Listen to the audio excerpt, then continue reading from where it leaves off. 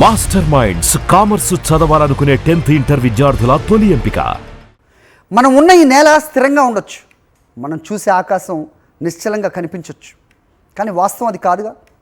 మనం ఊహించలేనంత వేగంతో ఈ విశ్వం ఉబ్బిపోతోంది. ఒక బలూన్ గాలి ఊదితే ఎలా పెద్దదవుతుందో మన గెలాక్సీల మధ్య దూరం కూడా అలాగే పెరుగుతోంది. అయితే ఇక్కడ ఒక చిక్కుంది. ఆ వేగం ఎంత? కొంతమంది సైంటిస్టులు ఒక లెక్క చెప్తే మరికొందరు మరో లెక్క చెప్పారు. ఈ రెండింటి మధ్య దశాబ్దాలుగా యుద్ధం జరుగుతోంది. కానీ ఇప్పుడు జేమ్స్ వెబ్ స్పేస్ టెలిస్కోప్ ఈ వివాదానికి తెరదించే సాక్ష్యాలనిచ్చింది. సైన్స్ ప్రపంచాన్ని షేక్ చేస్తున్న ఆ హబుల్ టెన్షన్ ఏంటి? అసలు విశ్వం వేగం పెరగటం వెనుకున్న రహస్య శక్తి ఏంటి? Let's dive in. ఈ కథ 100 ఏళ్ల క్రితం మొదలైంది. విశ్వం స్థిరంగా లేదని, అది విస్తరిస్తోందని ఎడ్విన్ హబుల్ కనిపెట్టారు. అప్పటి నుండి ఈ విస్తరణ వేగాన్ని హబుల్ కాన్స్టెంట్ అని పిలుస్తున్నారు. కానీ సమస్య అంతా ఆ వేగాన్ని కొలవడంలోనే వచ్చింది. శాస్త్రవేత్తలు 2 పద్ధతులను వాడారు. అందులో ఒకటి కాస్మిక్ మైక్రోవేవ్ బ్యాక్గ్రౌండ్. ఇది బిగ్ బ్యాంగ్ జరిగినప్పటి పాత కాంతిని చూసి వేగాన్ని అంచనా వేస్తుంది. దీని ప్రకారం వేగం సెకనుకు 67 కిలోమీటర్లు.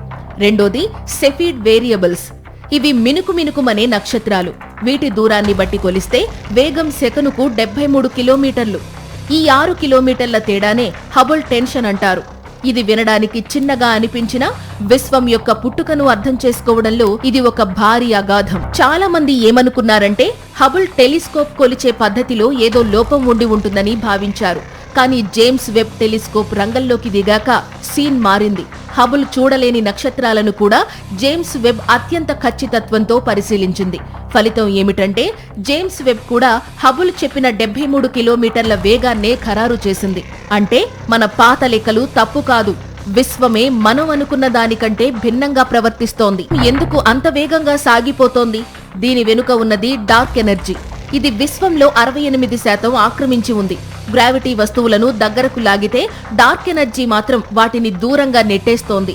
ఇప్పుడు సైంటిస్టుల ముందున్న అతిపెద్ద సవాలేంటంటే ఫిజిక్స్ సూత్రాలు సరిపోవడం లేదా, లేక మనకు తెలియని మరో కొత్త ఫిజిక్స్ ఈ విశ్వంలో దాగి ఉందా? సైన్స్ అంటేనే ఒక రహస్యం వీడితే మరో ప్రశ్న పుట్టడం. ఇప్పుడు విశ్వం వేగంపై క్లారిటీ వచ్చినా అది ఎందుకు అలా జరుగుతుందనే కొత్త ప్రశ్న మొదలైంది. మనం చూస్తున్నది కేవలం సముద్రంలో ఒక నీటి బొట్టు మాత్రమే. ఈ అనంతమైన విశ్వం గురించి మరిన్ని నిజాలు తెలుసుకోవడానికి మానవ మేధస్సు తన ప్రయాణాన్ని కొనసాగిస్తూనే ఉంటుంది.